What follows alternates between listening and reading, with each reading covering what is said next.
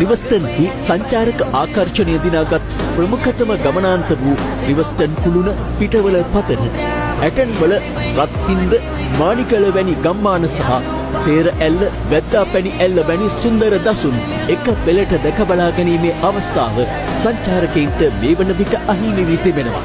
එසේම රිවස්ටන් වටා හරිත වර්ණයෙන් දිලුණු කඳු පන්ති අද වන විට දුඹුරු පැහැගැන්වී ඇත්තේ තැන් වල නායම් සලකුණු මතු කරමු. රිවස්ටන් වෙත සංචාරක ආකර්ෂණය ඇදගත් බඹරකිරි ඇල්ල එදා පැවති සහ අද පවතින තත්ත්වයයි මේ.